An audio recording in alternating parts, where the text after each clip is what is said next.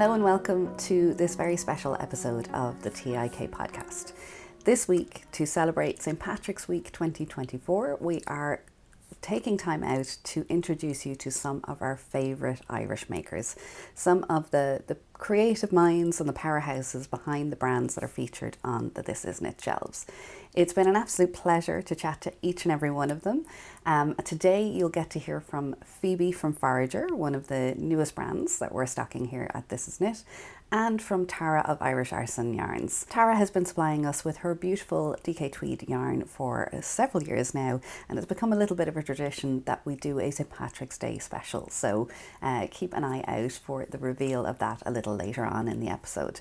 But first up, we have Phoebe from Forager, and Forager is a range of skincare products, yes, but balms and creams that are really useful in many ways for crafters as well as gardeners, which is where the origin story comes from. Phoebe's super enthusiastic, she's wonderful, she's reviving an interest in natural ingredients, the things that are all around us and the powers that they have, and the brand is called Forager because the ingredients are actually naturally harvested from Phoebe's own allotment or from the hills and the areas around Wicklow and Dublin. So it was an absolute delight to speak with her, and her enthusiasm is super infectious, and I really hope you enjoy listening back to our chat. Phoebe from Forager, you are so welcome to the This Is Knit podcast. This is a special pre-recorded episode that we are doing to celebrate the upcoming St. Patrick's Week festival.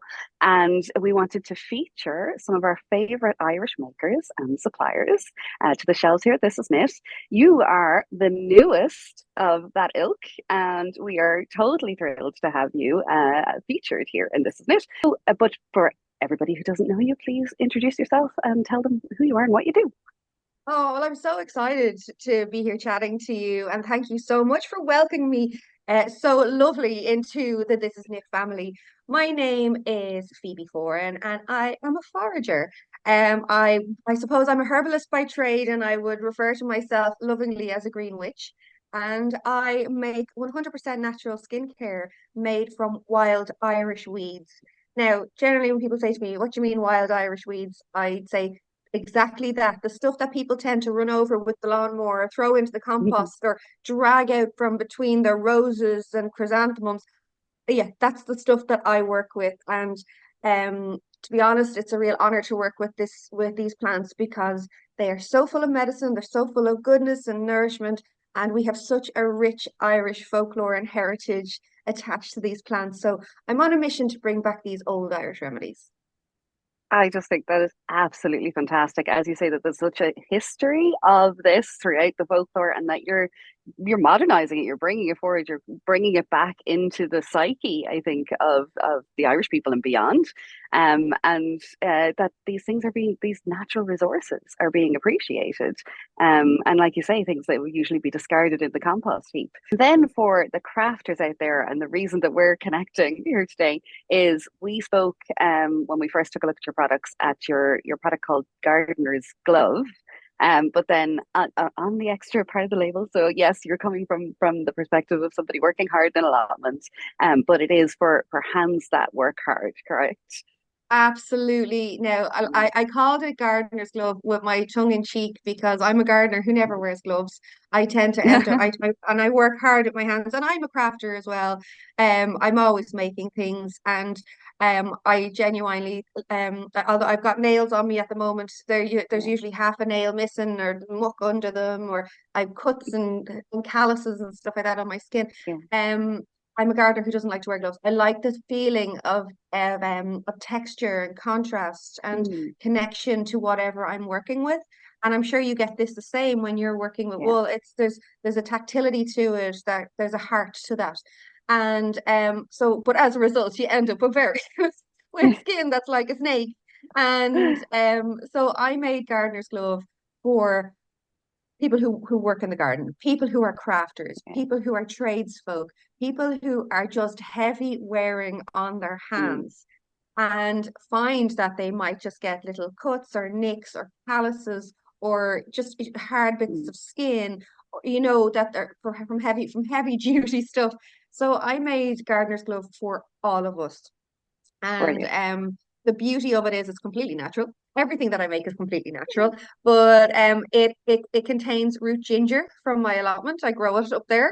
It contains lemon as well, which is like one of nature's cleansers as well, and a serious whack of vitamin E. So that means that it's going to help the skin to repair itself and start to heal over. So if you have any calluses and cracks, it's going to help the Mm. skin to heal over.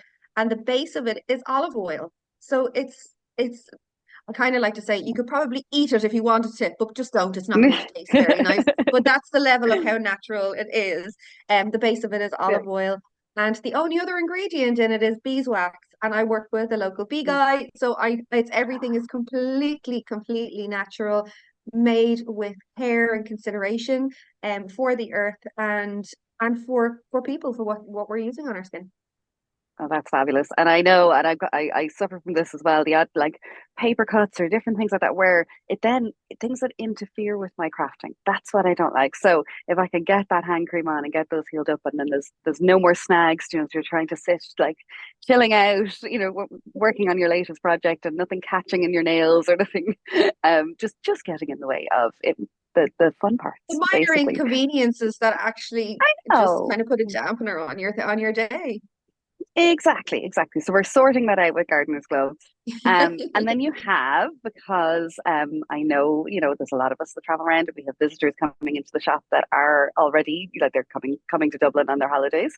Yes, We're also stocking your travel packs of yes, different balms that you have. So within that, I think you have the Daisy Balm, don't you? yes. The Daisy Balm is in Yeah. there. So these are all they're all 15 ml pots, and which is a really nice size one for Mhm. traveling because I'm speaking to you live from Spain at the moment. Live from Spain. So I brought I because I travel, I like to bring things with me as well and have things to hand. And I don't want to be having to, when I get to Mm. security having a problem with them. So the travel pack, each little pot is only 15 mils, but that's actually half of a full size pot. So although they Oh, look quite amazing. Yeah. small, it's like the full size pot is 30 mils. So you actually Yeah. get a good glug of it.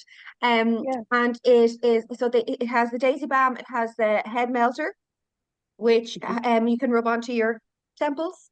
And if you Yes. were say if you were traveling, it's absolutely fantastic. It's got lovely magnesium in it, which is a natural mineral that helps everything just to kind of come down a little bit, absorb straight into your skin. And I originally made it, I call it head melter, because well, one, we all have a few head melters in our lives, but you know yourself, if you've been concentrating, I suppose, especially with yourself, if you're knitting, if you're concentrating on something very quite Yeah. intricate, or if you've been on screen time all day, if you've been on your phone, if you're working, if you're on computers all the time, if you're someone who's an avid reader, but you might just go at the end of the day, "Do you know what, I need something just to take a bit of pressure off my head." Oh, or do you know what? Sometimes life is just hard. Yeah, that this can And happen. Absolutely. so you can, yeah, so you can rub it onto your temples, you can rub it across your head, wherever you need it, and it helps everything to wind down a bit. But also, magnesium is a fantastic anti-inflammatory. So anybody who suffers with kind of joint complaints, it's a really nice one. You can actually rub it onto your Mm, onto your joints, onto your generally the extremities, your joints, your yeah. fingers. My mum would have kind of early arthritis, and she uses it on that. Um, I never made it as for that reason, but it just so happens that it really helps. It also has castor oil in it as well, which is one of the most magical oils that we can use. Um, Super it can multi-purpose. Yeah, I know. Like a little, spending a little bit too much time crafting, and then the back of the neck, and you know, like you say, the wrists and the hands. So just taking that moment and having the little travel 100. pot in the project bag, and yeah, That's just just giving it. a little TLC. 100%. And then aside from that, then aside from the gardener's glove, then as well, there's also a little mini pot of my Photox, which I Oh, lovingly call nature's Botox. And that is an eye cream and a face cream. You can use it everywhere. Wherever it's intuitive, wherever you feel like you'd like to use it. And that is made with hedgerow rose hips from along the Dodder here in Dublin, well, home in Dublin, yeah. and I pick them and I take all the goodness out of them. So for anybody who's ever used anti-wrinkle kind of products, you'll know that rosehip seed oil is one of the most potent ones you can use for dark circles, puffy eyes. It helps to revive everything. It also contains calendula, which I grow in my allotment as well. And it's basically whipped on aloe vera and rose water like a meringue. Oh, it sounds And amazing. and it smells absolutely divine. So it's really, really light, not greasy, and you can actually just Mm, put it directly where you need it. But like I have been known to put it on my neck. I have, wherever mm. you need to use it, you can apply it so it'll act for dark circles, puffy eyes. Um, I'm a terrible one for getting kind of dark elements around the side of my Me nose too. and stuff like that. Or Yep. yeah, yeah. So it helps to color correct as well, but it's in a natural way, in a very natural way. So I love it. yeah, so you have your kind of little collection of your main key balms that will do you when you're traveling and out and about, or even if you're not traveling, for having in your handbag, the side door of the car, the bits that on your desk, so you don't have to have lots of giant pots everywhere. You have all Yeah. these little Yeah. mini ones, and it comes in a little muslin bag that you can use then to take things around with you. I am all for the handy. That's what we need is the tough stuff because things like skincare and everything like it's that routine, that end of night, the end of the day, but the stuff that you can just kind of pick up as you go and like you say, have it by your desk and stuff, and that's that reminder. It's oh, I will, yeah, I'll pop it out there. That'll be good. Yeah, that's my type of skincare, right? Very ad hoc. Well, I'd be the same. I'd love to say that I was someone who does full routines every day and has full regimens. And as someone who has a skincare brand, you would think I do. But to be honest, I anything for an easy life. And Yeah, if I have nice little things that just mean that as I need them, it's handy for me to use. That makes yeah. more sense to me than being completely virtuous and having to stick to a routine every single day. Absolutely. Okay, so if your approach to skincare is aligned with mine and Phoebe's, this is exactly the product for you. So what's your favorite ingredient to use? Do you have a favorite Oh roundabout gosh, sweet? my well, generally the stuff that I work with, the plants that I work with, you will actually find them all around the world, no matter where you are. As long as there's air and there's sun and there's water, you'll find these plants. But one of my favorite plants to work with is the humble daisy. And that is one Oh, that you will find no matter where you are in the world, you'll find daisies. And for me, the reason that I always go back to daisies is it's where my journey into herbalism started. As I was pulling plants out of I have a little allotment in the Dublin mountains, the most beautiful, beautiful view of the Dublin skyline, and I only describe the soil in the Dublin mountains as gold, and oh, we get to grow the most beautiful plants up there. But as I was growing my potatoes and my vegetables and my broccoli and my peas and oh sure gosh, I was growing everything up there. I was also pulling out every day, pulling out the weeds out of the allotment, because I had this aesthetic that you have to be able to see the muck between your plants. So you hmm. have your plant, then you shouldn't be able to see anything. Plant, clean. Yes. And Tidy I ordered rows. Yes. yeah, it's very aesthetically pleasing, but it kind of led me into go, well, why are these daisies constantly growing back here all the time? Why am I like, and they are very pretty, so why would I be pulling them out? And I kind of delved deep into the benefits and the medicinal benefits of daisies. And I found so much story and heart and heritage to them. So daisies are known as the poor man's arnica. So they would have been used over the centuries as an arnica style plant, because arnica doesn't grow readily here in Ireland, but it was Mm, known as being one of these super healer plants. So great for bites, stings, bruises, generally any kind of hematoma. So if people have had any kind of surgeries, they would generally use arnica to help heal them from the inside out. So when arnica wasn't readily available, the Irish people found that daisies actually did the same job. So I started working with daisies to make my daisy balm, and that will take care of like that bites, bumps, bruises, wounds, stings. Like it'll take the sting out of a bug bite within seconds. But also there's so many other lovely things to it. So I'm sure you at some mm. point have said in your life, you look fresh as a daisy. Yes. Yes. Yeah, so and most people have, but we don't realize where Yeah. this term or phrase has come from. And the truth behind it is that daisies contain a really specific enzyme that takes dead skin cells from your face, leaving you looking fresh as a daisy. So So I'm I'm thinking, gonna oh, go and rub my face in my back garden. daisies everywhere. But also like they have been known across the world like to help fade freckles if you're that way inclined and you had freckles that you wanted to soften. If you had scarring, you can help to soften your scars. Like most people will use like oils after surgery to help soothe scarring. Daisies will do the same thing, and also fantastic for sunburn. So when I look at the little daisies that are growing in my front garden or as I'm out for my walk, I look at them with a completely different set of eyes. No longer a menace at all. Like I can't imagine just like the sheer scope of properties that they have. And is your allotment now pure daisies? Like you don't need Oh, potatoes or well, sustenance. It's when I first started growing in my allotment, it was all vegetables all the time. It's now over the years morphed into a full apothecary garden. So I will grow all sorts of things. I don't weed it, much to the disgrin of the chagrin of my neighbors, and because they're like, oh my oh, I gosh, can you're good imagine. with all the weeds in her garden.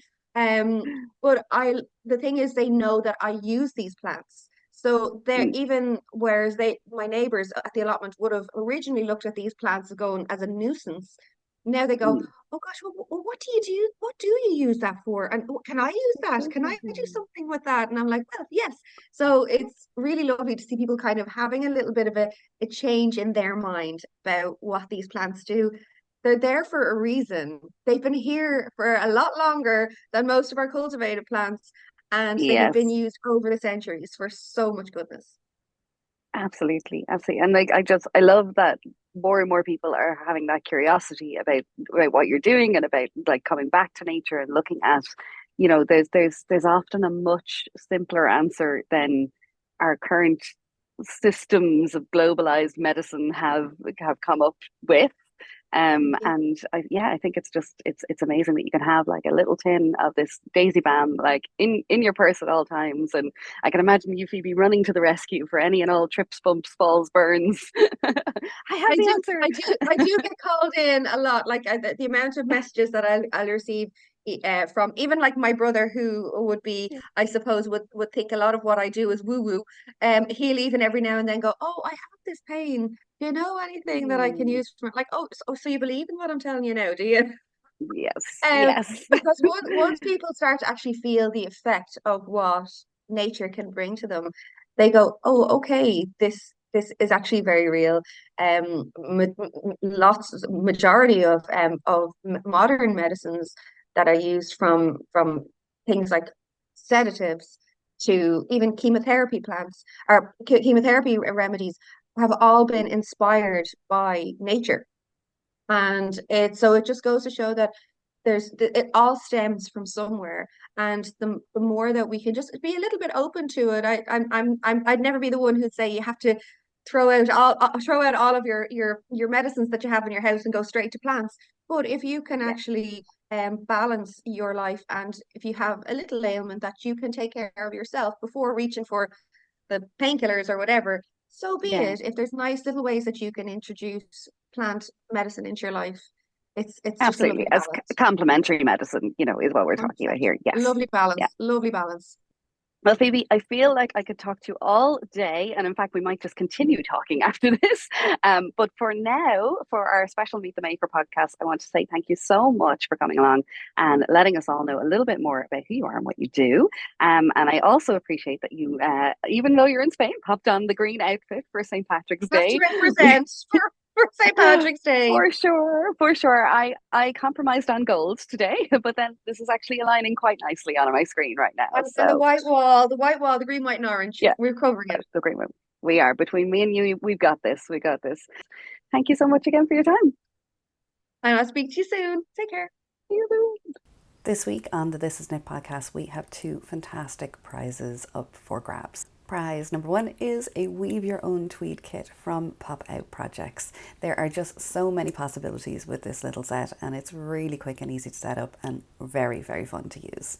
And prize number 2 is one skein of each of the new shades of Eru 100% authentic Irish yarns that are coming to the shelves here at the shop very, very, very soon.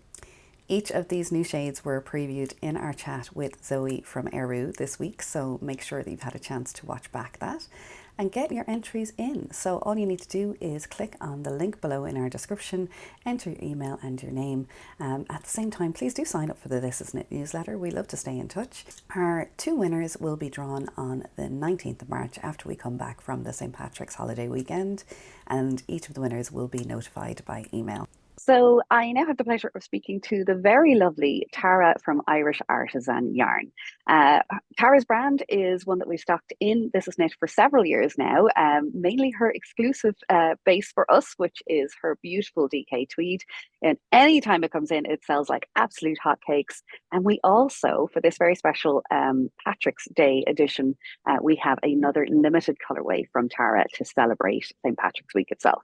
So Tara, thank you so much for joining us on this very special episode of the This Is Knit podcast. Do you want to take a quick moment just to introduce yourself to anybody who's not familiar with you or your yarns? Yeah, of course. Thank you, Lisa. So I'm Tara, and I started Irish Artisan Yarn about 6 years ago, and we are based in Bangor, County Down, so in the north of Ireland. And if you've seen my colourways before, you will see that all of them are inspired by the Irish landscapes. So from the top of Ireland to the bottom, and all of them are named after places in Ireland. So I like to go and gather some inspiration and then hand paint the skeins to try and replicate the landscape that I see.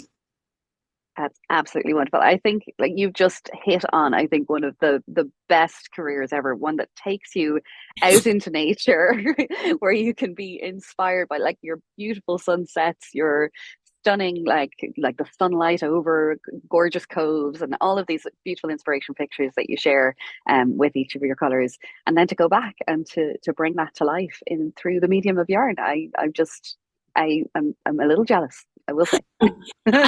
These things that the inspiration just, everyone's like, will you not get bored or will you not run out of inspiration? I'm like, no, honestly, it just keeps evolving. And the light, you'll know living here, like the light every day is different. You know, we live by the beach and you can see it from 9 o'clock till midday, it changes the light. So 100%. And with the seasons as well, like there's so much variability in that, and the quality of the light, and the exact same location can give you endless inspiration, you know, never mind getting out there and traveling around the island. Yeah. And then it's lovely because a lot of people, I don't know if you find in the shop, they then pick up a skein to remember that place they might have visited because it was named after that. So yeah, it's a nice sort of linking to a memory. Oh, it really is. It really is. And that definitely there are like areas of significance for people, and I know myself that you go traveling, you pick up souvenir skeins, but also then, you know, it just keeps giving, because when you make your item with that, you get the memories at that time that you're making it.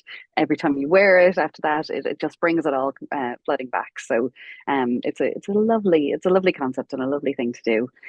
But there's very occasionally you do things that are not inspired by landscapes, and in this case it's when we ask you to do something such as a special St. Patrick's Day colorway.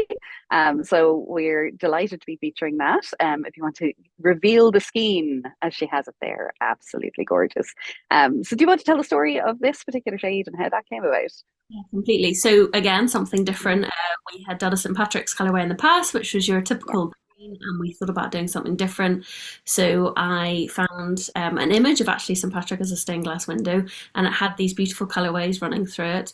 So it's still very Irish because it's got this sort of orange and then yellow and green and gold, and then it's got these little hints of teal running through and then blue. So it does actually, you could say it looks like an Irish landscape, but the inspiration was this stained of St. Patrick. So that is all the colorways. It is, like I say, there's obviously elements of the landscape in there, but it's part of the heritage and Ireland as a whole, that there are these fantastic buildings. I have a brother-in-law who's incredibly into churches and castles and historical stuff, and he says you can't go down a road in Ireland without tripping up over some evidence of that amazing skill as well. That the artistry that's in the stained glass windows in these buildings. So it's lovely to have that encapsulated in yarn form. Yeah, yes. I will encapsulate anything in yarn form now, to be fair. So It was lovely actually coming from a different inspiration, because the colorways are obviously different than when you're working from the landscape. So yeah, I think it's a really fun sort of color to celebrate this St. Patrick's Day. absolutely, absolutely. So you shipped a whole box of that to us, and that's your own skein for playing with. Yeah. I like it. I like it. And as we're, I suppose, yes, we're kind of traveling around the country a little bit and featuring different makers. Is there a particular? Do you have a favorite when we talk about the places that give endless inspiration? Is there one that you kind of feel has a special place in your heart? Yeah, I'd probably have to say Donegal. So as a child, we've been going to Donegal, particularly Dunfanaghy. Well, as a family, we've been going for over 80 years, would you believe? So my grandfather has been going there since he was 4, and he's nearly 90. So same place, and we've all gone through generationally. So my dad, me, and now my children go with us. So it's amazing to sort of see all the photographs. My grandparents had their first date there. Crazy. They went up on the bus from Belfast. So it's a really, really special place. And if anyone's ever been, you go up to the top of Hornhead and look across, and that's just, yeah, one of the sort of my happy places where I try and go back every year. I can see a whole collection coming out of like Dunfanaghy, the vintage collection, where you like inspired by the photos of your family have taken over the years. Like, very good. Yeah, I won't give too much away, but there is something like that coming later on it. Gosh, you just I'd have a sixth sense for this now. Yeah, that would probably be my favourite location. But we did travel the whole of the Wild Atlantic Way for our honeymoon, which everyone thought, why are you doing that? But actually, we had the best time, and we got to explore, because I had never done Galway or Connemara. So we did all those, then we went down to Kinsale. And honestly, I could do that all again, but I think you need about 3 months to do it justice and actually To see all of it. Yeah, yeah. And it's the worst thing is that where you don't see your own country as a tourist destination, but there is so much to discover, so much. And speaking of your honeymoon, you were on a honeymoon around the time of St. Patrick's Day, weren't you? How many years ago was that actually? it'll be 6 years this St. Patrick's, so 2018 we got married. And Very good. I was thinking what I was doing. We had done 2 weeks honeymooning, and it was actually the beast from the east. So we had snow on the and it was magical because I love snow and winter weather. Yeah. And St. Patrick's night, we actually went to this little tiny pub that's nestled in the valley of the Hill of Tara. And it was the pub that was on the Guinness advert, if anyone's ever watched it. This tiny, tiny country pub. And we went on St. Patrick's night. And I just remember it so clearly because it's sort of that pub where there's just like a few bar stools, all the little crammed in. And we watched the rugby because Ireland were playing England in the Six Nations, and Ireland did win. So that is a very happy St. Patrick's. As we came out, it snowed again, so it was a very, very special, and that's probably one of my happiest St. Patrick's Day. That sounds absolutely magical, doesn't it? It's really, really special. The O'Connell pub was the name, J. O'Connell pub, if anyone ever wants to go. Yeah. Is that the pub where it snowed when they left it at the Christmas ad? And they turned the pub. Okay, no, that's extra special. I thought it was the one with the dancing guy. No, because that was on in a studio, wasn't it? Yeah. I think it's been in the advert for a while. So yeah, the Christmas advert for that. I love that one. Ireland gave you a wonderful wedding gift that year. So. So it was definitely it was a good ending. Very, very good. I haven't yet done the Dublin Parade, so I'm sure you've done that, and that's something I'd love to experience. The Dublin Parade as a child, yes, I was in it one year. Yeah, we did to do. I think it was the 1988, the Dublin Millennium. It was called the Millennium Festival, wasn't it? Yeah. I don't remember that 88. And I was one of the twirling baton majorettes with my sister and marching along with my pigtails, and probably green and yellow yarn streamers coming out of my hair as well. So It was an experience, very memorable. Yes, very crowded, and but a big day out. Yeah, it was lovely. There's great pictures of me and my older sister. There's just about a year and a half between the two of us. We were always dressed the same, you know, our little tennis skirts. Well, Tara, thank you so much for sharing your special St. Patrick's memories and for being the victim of mine. But for anybody who wants to get their hands on the special St. Patrick's Day colorway, as she's got the QVC skills happening there, that is on sale on our website right now. Limited edition. Grab as many as you need for your project because they're coming back. But we also have another follow-up order of all the gorgeous shades of DK Tweed, including Dunfanaghy and Keem Bay and all of the classics and the favorites. Skerries was one that was featured in one of Joy's beautiful projects recently. So keep an eye out for those. And Tara, thank you so much for joining us and for telling us a little bit more about Irish Artisan Yarns and for being one of our wonderful Irish makers that we're very proud to stock at This Is Knit. Thank you so much. I really appreciate it. And I hope everyone has a wonderful St. Patrick's Day, enjoying whatever you're making or celebrating in whatever way. Fantastic. Thank you. And you too. I hope it doesn't snow. I will say that. Ready? Ready for spring. We are definitely and for sure. Okay. Thank you, Tara. We'll chat to you again soon. Thank you. So that is it for part one of our Meet the Maker special. Do remember to get your entries in for the special giveaway that we are running this week. Entries will close on the 18th of March and our winners will be notified by email on the 19th of March. Make sure to check out part two of this special where we speak to Zoe from Irish Yarns, to Maeve and Aaron from Pop Out Projects, and to our own Jenny from Townhouse Yarns too. There are great chats there with giggles along the way, but also just with some fascinating insights into the process behind the products that arrive into the shelves here at This Is Knit. So we'll see you in part two, and thanks again for watching.